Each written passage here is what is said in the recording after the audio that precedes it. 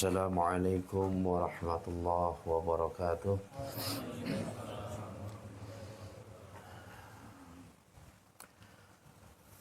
Alhamdulillahirabbil alamin.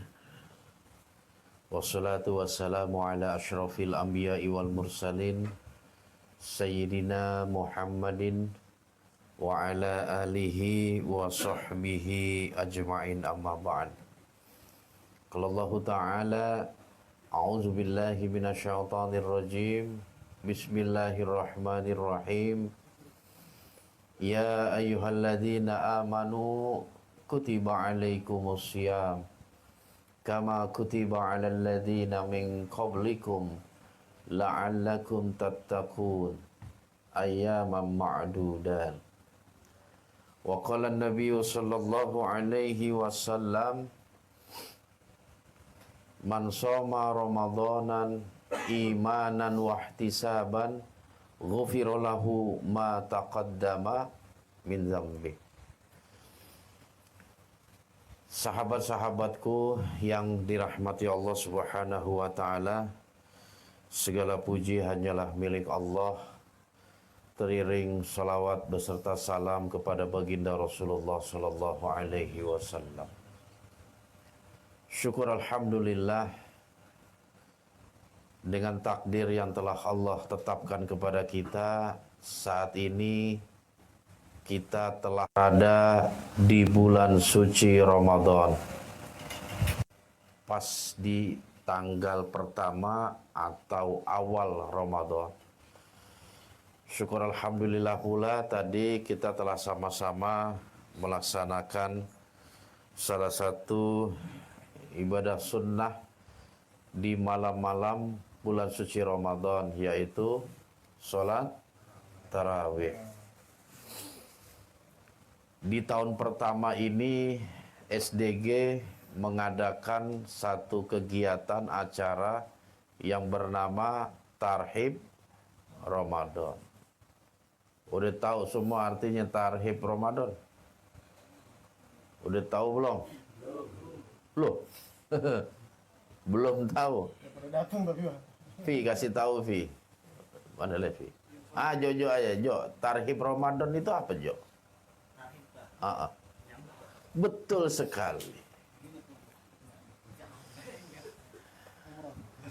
Tarhib Ramadan adalah kita menyambut bulan suci Ramadan dengan sukacita, penuh kegembiraan, harapan yang begitu besar. Allah menganugerahkan keberkahan di bulan suci ini. Jadi tarhib itu artinya nyemangat, menyambut, yang berisi semangat kita dalam melaksanakan ibadah di dalam bulan suci Ramadan. Wabil khusus ibadah puasa. Jadi menyambut dengan sukacita. Makanya begitu datang bulan suci Ramadan jangan merengut. Waduh, malam tidur berkurang nih. Ya kan? Kerja juga sama. Pasti capek kerja. Dan lain sebagainya. Berbagai macam keluhan. Nah, orang-orang yang menyambut bulan suci Ramadan dengan penuh berat hati, Allah Subhanahu wa taala tidak akan memberikan keberkahan ataupun keuntungan di dalam bulan suci Ramadan. Menariknya lagi tentang moto di bawahnya tuh. Ada tulisan menyatukan hati menggapai ridho ilahi. Wah, ini yang bikin bagus bener. Siapa yang bikin ini? Oh, Jojo. Bukan. Menyatukan hati. Betul nggak? Ya tulisannya gitu ya. Saya belum baca soalnya. Apa? Oh, satukan hati menggapai ridho ilahi. Kenapa hati harus disatukan? Apa sih yang dimaksud dengan hati itu? Tadi udah banyak dibahas tuh Mas Zulmi tentang hati. Hati itu apa sih? Ada yang paham nggak? Saya kasih minyak wangi kalau ada yang bisa jawab. Apa ini maksud dengan hati? Mengapa hati harus disatukan? Mengapa hati harus bersih? Dan lain sebagainya. Karena ini berkaitan dengan ibadah kita di bulan suci Ramadan. Apa ini maksud dengan hati itu?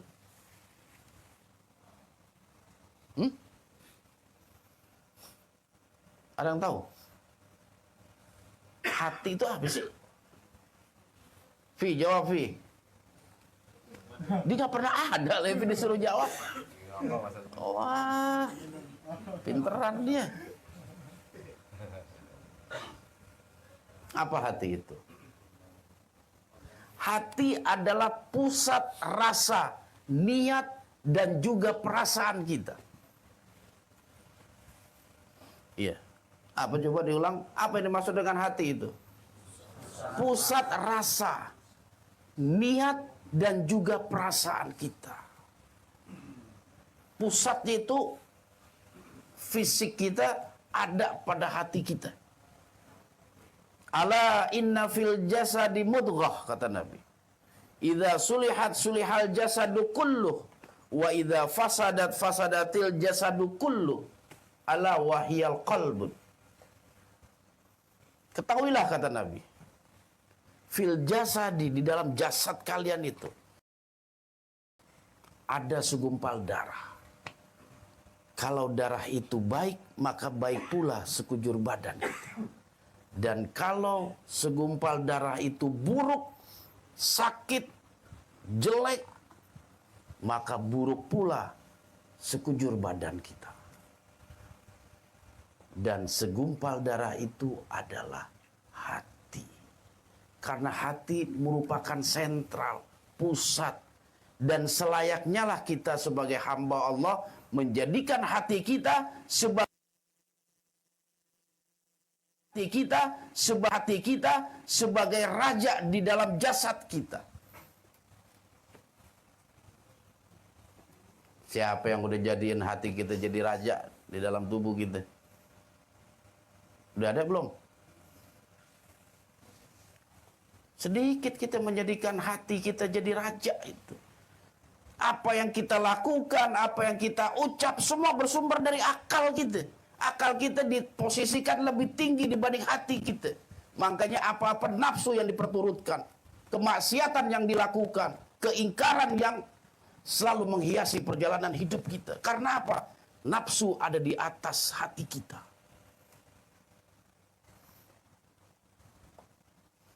Padahal baginda Rasulullah Shallallahu Alaihi Wasallam pernah mengingatkan, at-taqwa hahuna, kata Allah, kata Nabi, sambil menunjuk dadanya. At-taqwa hahuna, at-taqwa hahuna. Sampai 3 kali baginda Nabi memberikan arahan betapa pentingnya hati kita itu.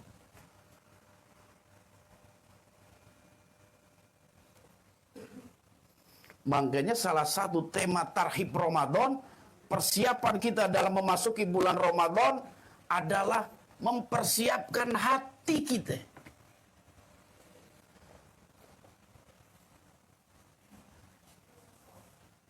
Tengah hari bolong nih, panas terik. Di depan kita ada es cendol. Otak kita pasti mikir, ini kalau diminum pasti seger. Iya kan? Namanya es cendol. Tanya sama Hilman. Seger. Lagi aus, kepanasan. Wah. Es cendol nih, aduh. Iya.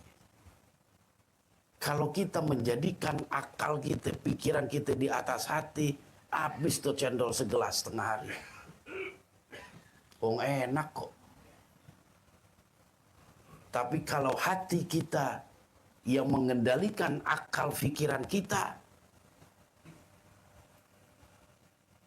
kita tidak akan menikmati itu. Kenapa kita mampu menahan lapar dan haus kurang lebih 12 jam? Padahal otak kita, pikiran kita nyuruh kita makan. Perut kita udah ngasih tanda tuh, kriuk, kriuk, kriuk. tandanya lapar. Kalau lapar menurut akal harus makan. Kan begitu. Kalau aus harus minum. Perintah akal. Tapi kenapa itu semua kita hilangkan, kita tahan, kita tangguhkan? Karena kita menjadikan hati di atas akal kita. Itulah pendidikan Allah di dalam bulan suci Ramadan ini. Kita dilatih untuk mengedepankan hati kita dibanding nafsu, keinginan, akal pikiran kita. Sadarkah kita semua akan tarbiyah yang Allah berikan di dalam bulan suci Ramadan? Sehingga ketika kita hidup di luar bulan suci Ramadan, gak ada yang berpikiran seperti itu.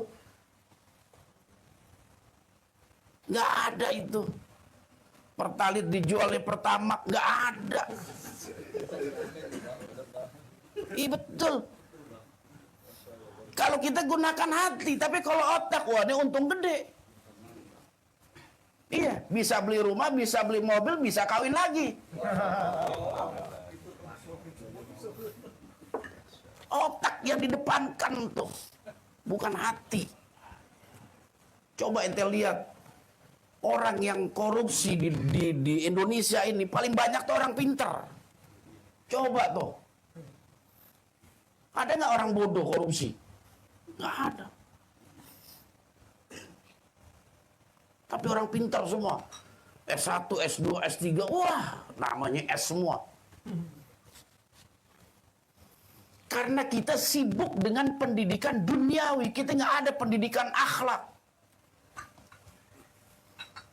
Sehingga agama hanya menjadi hiasan KTP aja. Islam tuh hanya hiasan KTP, tingkah lakunya. Lauzubillah min dzalik. Bayangin itu. Itulah akibatnya ketika kita menggunakan akal kita di atas hati kita. Makanya segala sesuatu harus didasari oleh kesadaran. Segala sesuatu itu. Penting kesadaran itu. Kita sholat aja harus sadar. Betul nggak? Kita sholat harus sadar. Kalau ente sholat nggak sadar, sholatnya pasti nggak akan khusyuk itu. Karena yang diingat pecel lele. Wah segala macem. Karena apa? Kita nggak sadar. Kalau kita lagi sholat. Makanya poin yang paling tinggi di dalam sholat adalah kehusyuan. Apa itu khusyuk? Melahirkan kesadaran kita. Memfokuskan diri antara akal dan hati. Untuk tunduk patuh kepada Allah di dalam pelaksanaan sholat. Ada proses memfokuskan diri. Menyatukan antara hati dan akal gitu ketika sholat.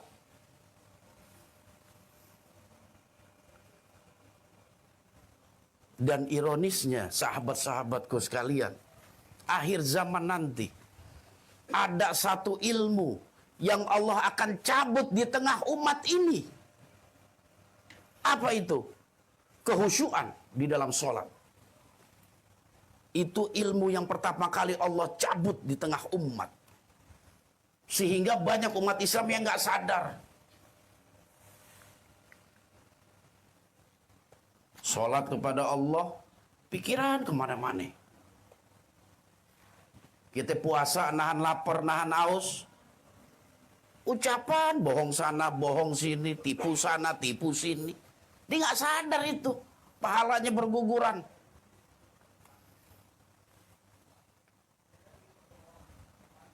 Maka sangat disayangkan. Berapa banyak dari umatku yang mereka menahan lapar dan haus tetapi tidak mendapatkan apa-apa. Bahkan itu termasuk perbuatan yang merugi. Jadi orang yang merugi itu adalah mereka ketika meninggalkan Ramadan tapi Allah nggak memberikan ampunan kepada orang tersebut, orang yang puasa. Itu ruginya, wah. Padahal puasa ini man shoma ramadanan imanan wahtisaban ghufira lahu, ini jaminan dari Allah. Allah akan ampuni dosa kita.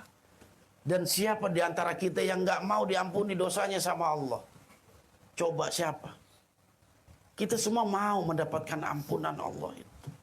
Kita berharap Allah selalu ampuni kita. Maka perbaikilah puasa kita tahun ini. Jangan hanya sekedar menahan lapar dan haus. Coba lahirkan kesadaran kita. Inni so'im, inni so'im. Sesungguhnya aku sedang berpuasa, aku sedang berpuasa. Sadar itu. Lahirkan itu. Inni soli, aku ini sedang sholat. Aku ini lagi sholat. Sadarkan itu. Hadirkan kesadaran itu. Sehingga kita mampu betul-betul menjaga ibadah kita. Dan ibadah itu akan mengena kepada akhlak kita. Kan jaminan Allah. Inna sholata tanha anil fasya wal munkar. Itu jaminan. Dan salah satu hamba Allah yang beruntung, qad aflahal mu'minun. Sungguh beruntung orang-orang yang beriman itu. Alladzina hum fi sholatihim khashi'un. Yang sholatnya itu khusyuk. Bukan sekedar hafal bacaan, hafal gerakan.